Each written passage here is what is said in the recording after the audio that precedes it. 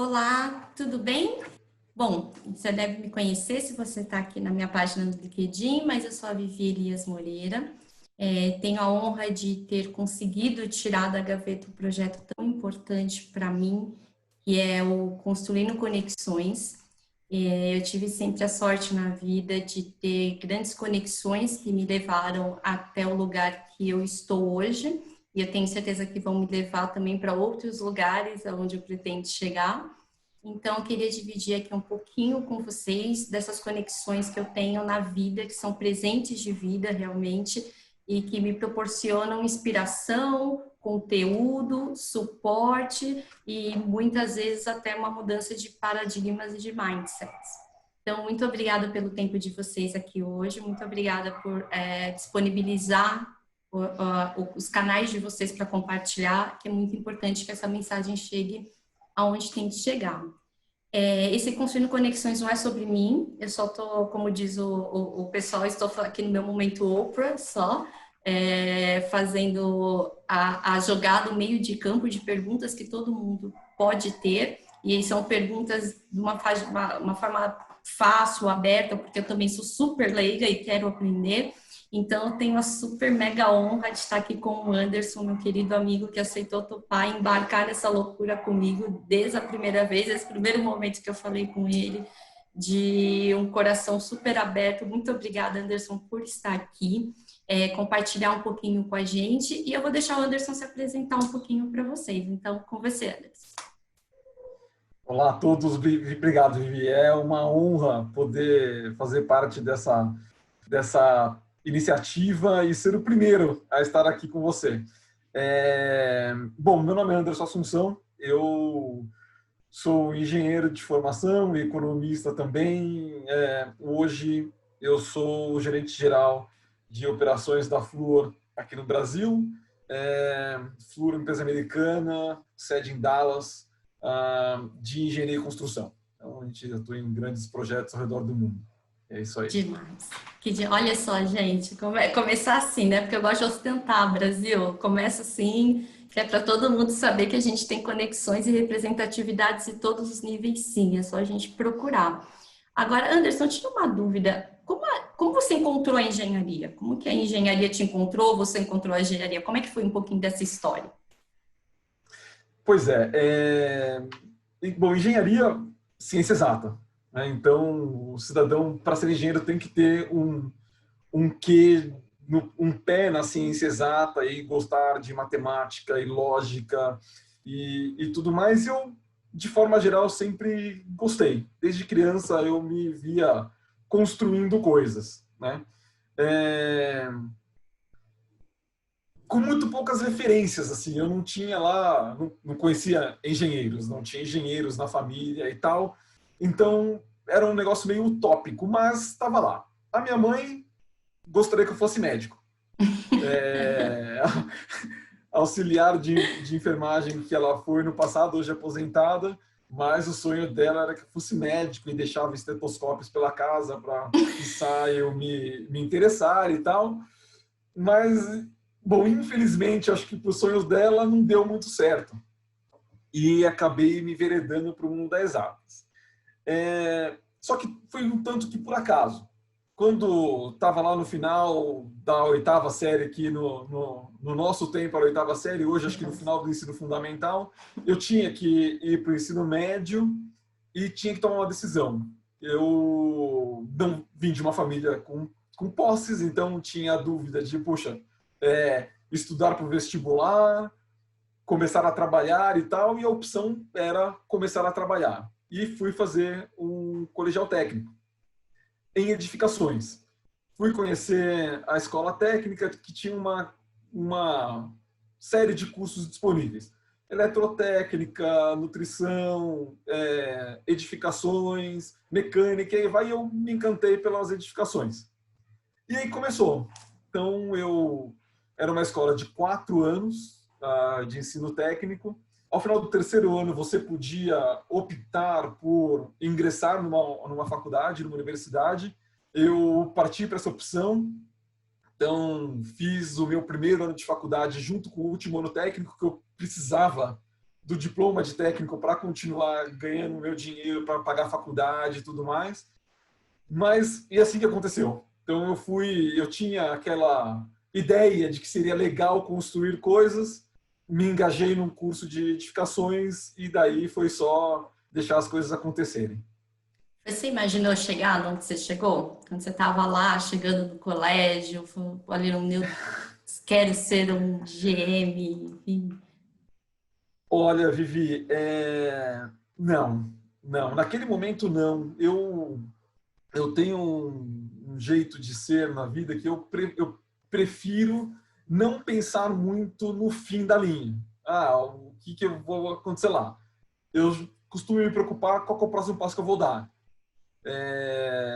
Então, eu estava ali para estudar e passar de ano. E ao final do último ano, eu teria um diploma que eu poderia ganhar um pouco mais de dinheiro do que eu ganhava como estagiário.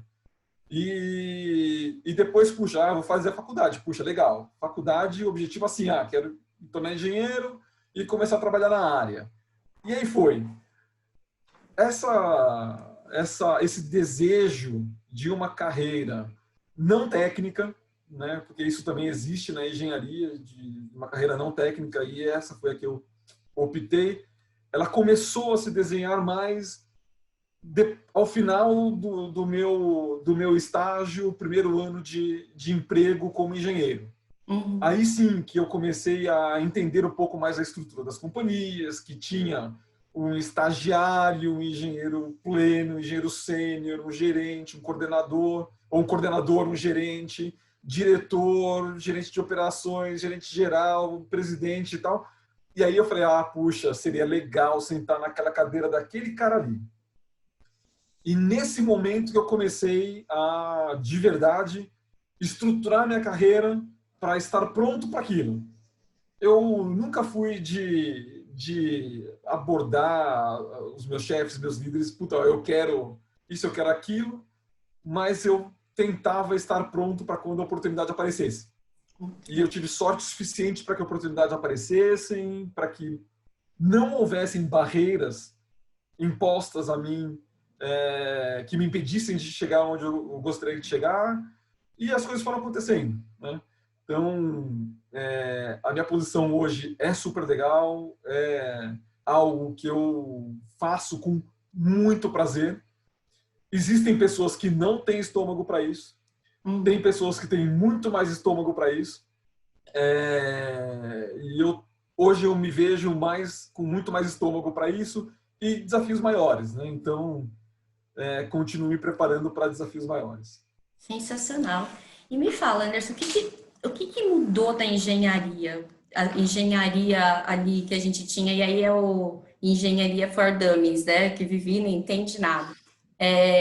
Quando a gente fala do engenheiro, a gente vê aquele cara na obra, né? Com o capacete, ou no meu caso, que sou casada com engenheiro, eu vejo aqueles aparelhos, equipamentos que nem imagino para que funcione. Fala um pouquinho, o que mudou nesses últimos anos na engenharia que seria legal a gente compartilhar aqui?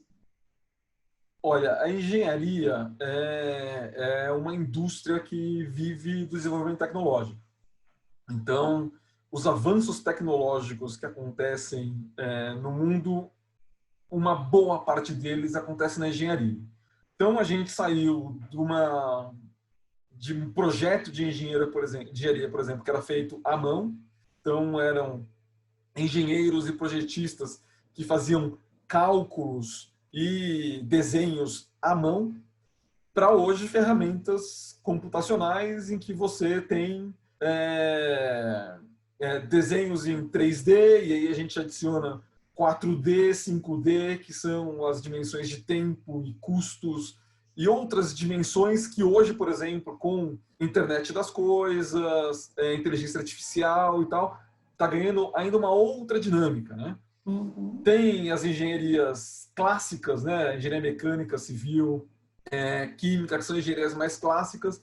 As engenharias elétricas e eletrônicas, elas foram ganhando espaço no mundo, e hoje a elétrica e a eletrônica, elas são um mundo completamente à parte, com desenvolvimentos específicos, e empresas específicas que atuam nisso, né? Então, a gente vê aí os grandes desenvolvimentos de processadores e tecnologias de armazenamento, tecnologias de baterias, por exemplo, é tudo desenvolvimento em engenharia. Então, engenharia vai desde o projeto até a obra, passando por laboratórios. Então, tem engenheiros que trabalham em laboratórios, que eventualmente são laboratórios tão limpos quanto um laboratório farmacêutico, porque mexe com microeletrônica e coisas super sensíveis que não podem ter contaminação e tudo mais.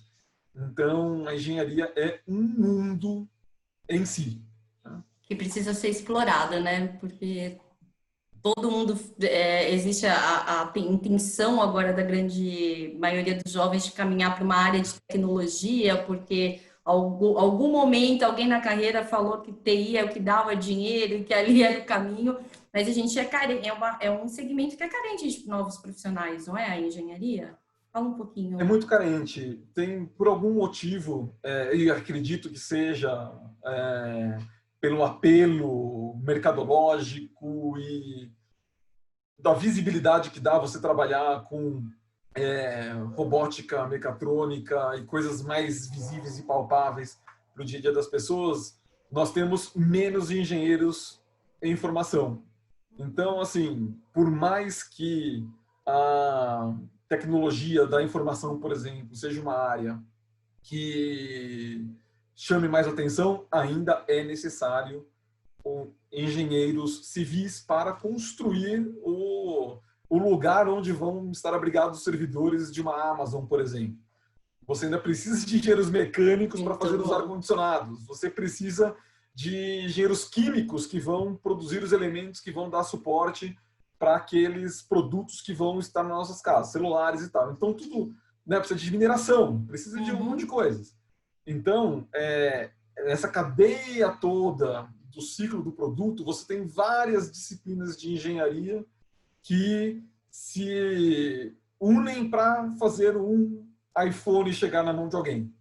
Então, assim, se não houver mineração, não há iPhone. Se não houver engenharia eletrônica, não há iPhone. Se não houver engenharia civil, não há iPhone. E por aí vai, né? Você tem que as cadeias de distribuição, você tem que ter transporte, você tem que ter combustíveis. Então, a complexidade do mundo que a gente vive hoje exige disciplinas de engenharia tão complexas quanto. E, infelizmente, nós não temos tantos profissionais se formando e aderindo à carreira de engenharia. Porque existem muitos profissionais, muitos engenheiros que se formam, mas decidem ir para outras áreas. Vai para um banco, vai para uma consultoria de investimento, vai para uma consultoria de negócios. Agora, vir para o nosso setor de fazer engenharia, né? Fazer mineração, fazer exploração de petróleo, fazer conversão de petróleo em gasolina, e aí vai. Hoje, infelizmente, são indústrias menos atrativas. Porque tem a ideia, puxa, eu vou trabalhar numa indústria de exploração que destrói a natureza. Isso é uma questão complexa. Né? Agora, infelizmente, nós não teríamos os nossos recursos computacionais, as nossas roupas, tudo que a gente tem disponível para o nosso conforto hoje, sem essas indústrias que destroem a natureza. Então, existem formas, e uma das preocupações, uma das maiores preocupações da engenharia hoje é fazer uso dos recursos de forma sustentável.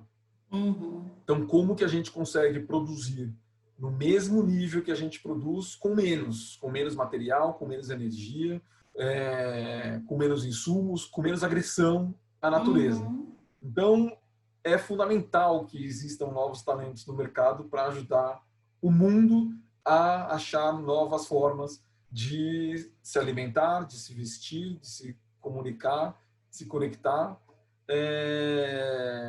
com menor agressão. Né? Então, para quem estiver nos ouvindo e nos vendo, façam engenharia. Por favor, gente, é um nicho, é um nicho. Venham para a nossa área. Você sabe que Eu tive uma oportunidade de participar junto com o Sérgio Serapião, que faz um trabalho de sêniores, né, inserção de sêniores no mercado de trabalho. Enquanto todo mundo estava lá dizendo, olha, é um desafio, porque tem muitos jovens e tal, para a gente é o contrário. A gente tem muita gente super sênior e a gente quer as pessoas super sêniores, porque a gente precisa suprir um volume de gente no mercado, e são os sêniores que vão ensinar e vão conduzir os mais jovens dentro das experiências que são necessárias para que a gente continue se desenvolvendo tecnologicamente na indústria. Então, Olha só, então é um nicho uma indústria um pouco diferente. É uma oportunidade para quem está entrando, uma oportunidade para quem também está naquela zona de agora eu tenho 40, 50 anos, acho que não vou me recolocar, não é o caminho, enfim. De forma alguma, eu tenho pessoas, várias pessoas que trabalham conosco, que já passaram bastante dos 60. Então, que já se aposentaram eventualmente, voltaram para o mercado de trabalho, em todo tipo de posição. Tanto posições de liderança, quanto posições de execução e tal. Está todo mundo engajado. Porque hoje o ser humano tem uma longevidade muito grande. E são cérebros que a gente não pode perder. Então, é fundamental que o pessoal sênior também continue engajado conosco. Tá vendo, gente? Por isso que a gente pensa que às vezes a gente não consegue entender as oportunidades que a gente tem no mercado e por que não se reinventar? A gente está naquele momento de reinvenção, né? O novo normal. E talvez engenharia seja, assim, um caminho para a reinvenção. Não tem dúvida nenhuma que para o mundo vai passar ali pela engenharia. Mas é uma reinvenção pessoal mesmo, de carreira. Pode ser um caminho a se pensar. Mas a gente viu que o Anderson falou um pouquinho de ter o estômago, né? E aí eu vou fazer um link que eu sei que você é esportista, que você é super do triatlon, da atleta. Então, fala um pouquinho para mim, o que o esporte ajuda no segmento de engenharia, de construção, na cadeira que você está hoje. Então, tem gente aqui que pode estar ouvindo a gente, está na mesma cadeira. Então, como te ajuda ali o esporte no seu dia a dia da profissão? Vamos lá. Bom, o meu fundo aqui não dá para negar. Eu sou triatleta nas horas vagas. E o triatlon é o esporte que eu achei nos últimos 15 anos. Antes disso, eu fazia outras atividades esportivas desde muito cedo, né? Então, eu sempre gostei de esportes na faculdade, jogava pela faculdade. E por aí vai, à medida que as minhas atribuições profissionais foram mudando, eu fui mudando de esportes também. E eu, por acaso, sempre gostei de esportes de enduro, que basicamente são esportes de longa duração, de desafio, de resistência e tal. Comecei fazendo corridas de aventura, que eram provas bem longas, tinham provas de 1 dia, tinham provas de 2 dias, de 3 dias, fiz uma prova até de 4 dias. E aquilo ficou um pouco demais para mim e acabei me enveredando para o triatlo. Esporte mais individual e tal, mas que, para mim, é um exercício de resiliência, persistência e de sair muito da zona de conforto. E ao final de cada prova, principalmente das provas de Ironman que eu já fiz, eram momentos em que você termina a prova com a sensação de que, puxa, eu posso qualquer coisa na vida. Porque num dia de prova, né, a prova do Ironman, para quem não sabe, são 3,8 km nadando, 180 km pedalando, 42 correndo, tudo em uma sequência, em um dia só. Aqueles que ganham fazem 7 horas e alguma coisa, mas você tem até 17 horas para fazer a prova. Eu não levo 17 horas, tá? Mas eu também não ganho. Então, estou no meio do caminho ali. Mas é um dia longo, que muitas coisas acontecem, né? Você se sente bem, você se sente mal, você se sente o super-homem, você se sente derrotado, às vezes, em alguns momentos. Mas, à medida que você vai lidando com esses sentimentos e vai com aquilo que o ambiente vai te dando e a resposta do seu corpo, você vai se mantendo em movimento até que você chega na linha de chegada. e quase todo mundo chega ao final da prova. Então, não é uma prova de biotipo, não tem aquele que, esse consegue, esse não consegue. Então, são homens, são mulheres, tem muitos deficientes que fazem, que é uma experiência muito emocionante, porque você vê uma pessoa que já tem uma dificuldade congênita ou não, e ela está fazendo um negócio que quase ninguém no mundo faz. Então, essas coisas todas te demonstram que, puxa, você pode ir lá e fazer. E aí você acaba trazendo isso para a sua vida, não só profissional. As dificuldades aparecem todos os dias. Desde que você tenha paciência, calma, e você seja preparado para aquilo, você vai conseguir passar por aquela dificuldade. E no final da linha, quando chegar na linha de chegada, você vai ver que o que você tinha como objetivo chegou. E você alcançou. Então, sempre que eu faço paralelo com o esporte, eu vejo que há uma saída. E eu tento usar isso, inclusive, com a minha equipe. Fala, gente, imagina que é uma maratona. A gente vai começar super animado. Lá pelo quilômetro 30, a gente já vai estar muito cansado, porque a gente já correu muito. Mas ainda faltam 12. Então, assim, você vai deixar os 30 que você andou, que você conseguiu chegar para trás e vai desistir agora? Não, agora vai, que vai dar certo. E aí todo mundo se motiva um pouco mais e chega lá. Então, serviu para mim agora. O esporte é sensacional. Serviu para mim agora total, assim, pegar a mensagem, literalmente. Tudo bem que, vamos ser sinceros, né? Não chego nos 30, não. Se eu chegar no 3, eu já estou feliz. Mas é sensacional, até por uma outra representatividade que a gente nem pensou, né, Anderson? Olha, você falando e a gente conversando também me traz esse pensamento. A representatividade no Ironman deve ser super baixa, né? Essa questão de ver outros como nós, né? Então, você falou de pessoas com deficiência que estão lá, mas é um esporte que, de repente, as lições dele eu não preciso nem eventualmente praticar se eu não tiver condições financeiras para fazer, né? Eu posso, de repente, me ensinar quem está lá, né? O triatlon em si é um esporte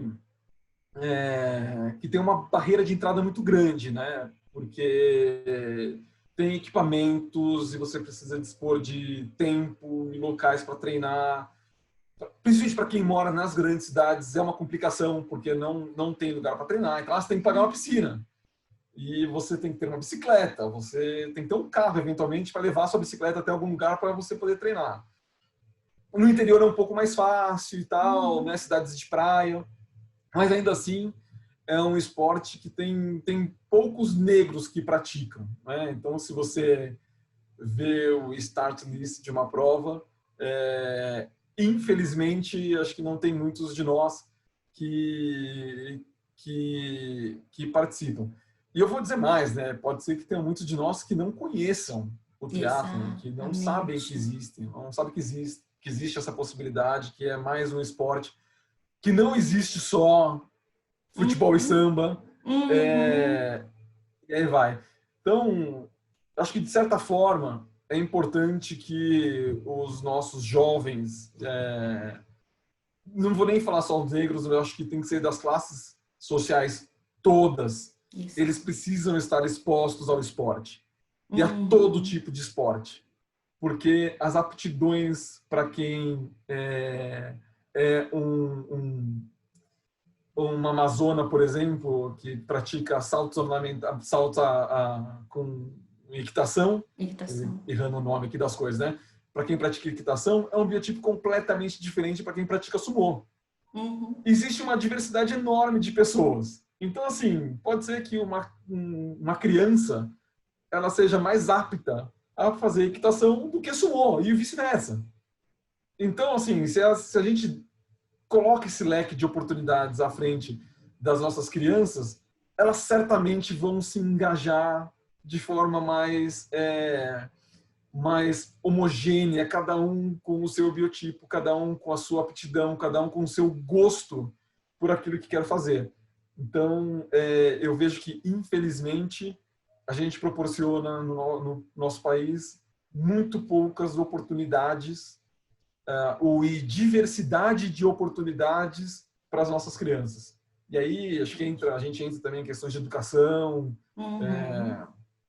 e aí vai. Então, eu acho que, infelizmente, o básico não é suprido ainda, e a gente precisa atuar lá na base para garantir que os nossos pequenos tenham segurança no lar, higiene, né? Então, não pode morar numa casa que não tenha água tratada, que não tenha coleta de esgoto, que não chova dentro.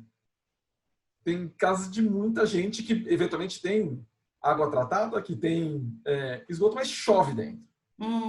E imagina, assim, você tem lá a sua lição e de repente choveu, você perdeu a sua matéria do semestre. E como você faz isso? Então, acho que a gente tem que garantir que esses básicos sejam cumpridos, que as nossas crianças estejam na escola, que seja uma escola que dê condições de aprendizado, que dê condições de lazer, que dê condição de esporte, que dê condição de artes. E aí a gente vai ter indivíduos mais preparados, cidadãos mais atuantes na sociedade, né? E mais resilientes, eu acho que isso é importantíssimo, né? Porque a gente não pode desistir. Com certeza. A gente não pode desistir, independente das barreiras. Quando vocês apresentarem esse tipo de barreira, lembra da analogia do triatlon. Pô, já foi 30K, vamos que a gente consegue. E falando de... Vamos mais um pouquinho. Vamos mais um pouquinho.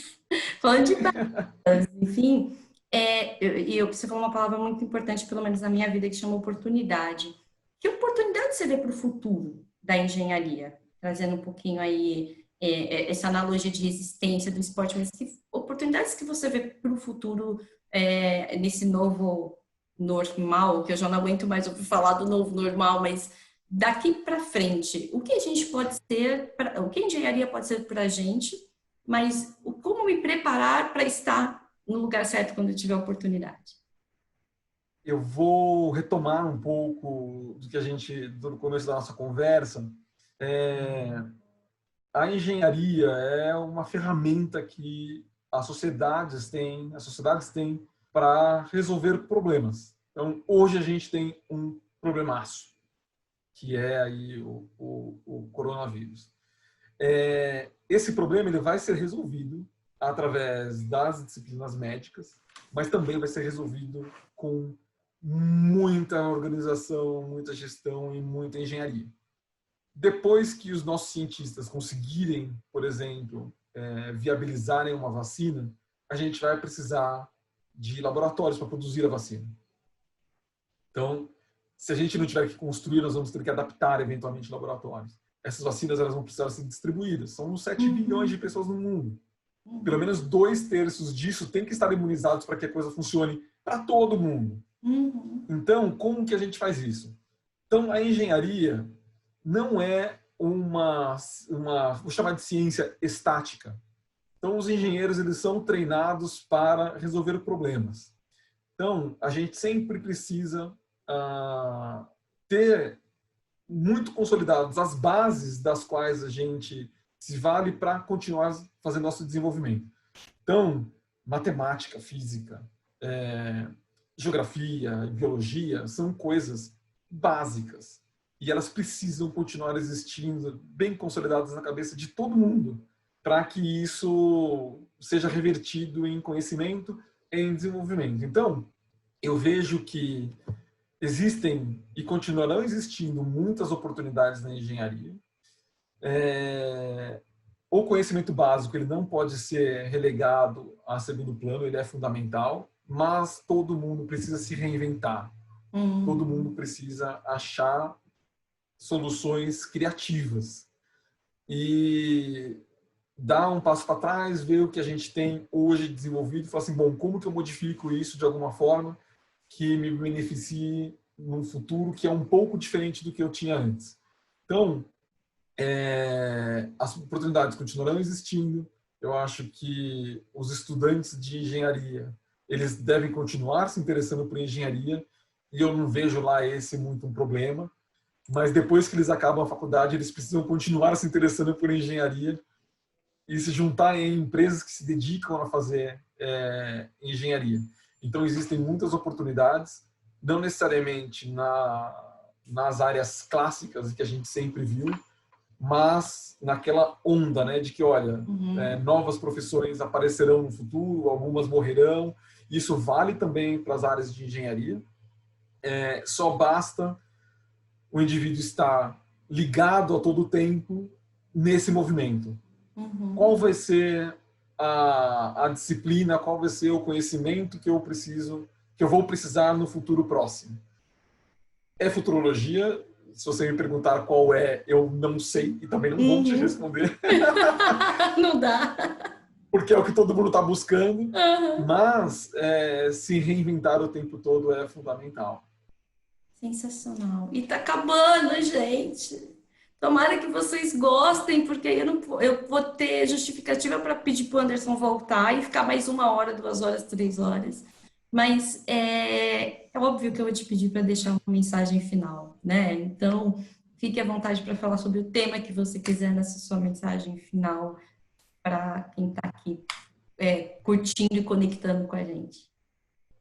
Eu vou me plagiar de uma mensagem final que eu deixei numa outra live que eu fiz há algumas semanas, mas eu espero que esse trabalho que a gente está fazendo aqui atinja mais pessoas. As economias do mundo inteiro, elas costumam se basear nas expectativas. Então, assim, a expectativa econômica, ela às vezes é muito mais forte que os fatos.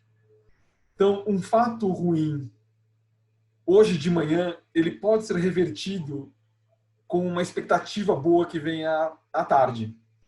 Se a gente olha os movimentos das bolsas e tudo mais, isso acontece o tempo todo. Só que as expectativas, elas não são coisas que aparecem do nada.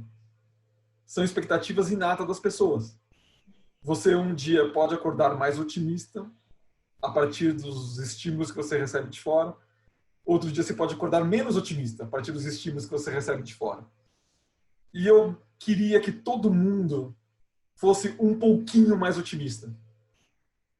Porque o meu otimismo contagia o outro. E o outro sendo mais otimista, aquele que ele também pode contagiar vai ser. E de repente a coletividade é mais otimista. E a coletividade mais otimista desenvolve mais, é mais criativa, compra mais, é mais caridosa, faz a economia girar, e aí a gente entra numa espiral positiva de desenvolvimento. Então, eu acho que falta um pouquinho disso para a gente, de otimismo, ou pode ser até um pecado falar isso com o brasileiro, né? Que o brasileiro é sempre um tanto quanto otimista, mas eventualmente não os brasileiros certos, aqueles com recursos, aqueles que podem fazer a diferença de verdade. Então, eu acho fundamental que todos nós acreditemos que o futuro vai ser melhor, apesar do momento que vivemos. Então, eu acredito que, sim, vamos desenvolver uma vacina. Sim, vamos conseguir imunizar a população toda. Sim, o amanhã vai ser melhor. Vai demorar 1 mês, 1 ano para chegar? Pode ser que sim, pode ser que não. Mas daqui a pouco vai ser tudo passado isso, vai ser tudo história, como já foi no passado. Então, é importante a gente acreditar que o amanhã vai ser melhor. Essa é a mensagem que eu queria deixar para todo mundo. Tá vendo por que eu tinha que trazer essa conexão em primeiro lugar? Assim, o Anderson, desde que eu conheci, ele é de uma generosidade sem tamanho. E eu acho que o mundo precisa de pessoas que estão na cadeira com o Anderson com esse tipo de generosidade, empatia e otimismo. Meu amigo, muito, muito, muito obrigada pelo seu tempo. Eu não queria acabar, mas como a gente conversa tudo bem, a sorte é minha. E se você quiser depois continuar essa conversa, adiciona lá, a gente vai colocar no final os dados de contato do Anderson no LinkedIn. Então, prepare-se para um monte de convite que você vai receber e tempo para começar a responder. Então, muito, muito obrigada pelo tempo. Espero que realmente a gente consiga atingir o nosso grande objetivo, que é as pessoas que precisam ouvir o recado que dá, é só querer. Chegue esse vídeo, chegue o áudio, enfim, tragam essas pessoas para esses canais que a gente está divulgando e conto com vocês aí continuando na próxima sexta com mais uma outra conexão compartilhada com vocês. Muito obrigada. Gratidão, Anderson. Obrigada e até a próxima. Obrigado, Vivi. Foi um prazer. Estarei sempre disponível. Um abraço. Tchau, tchau.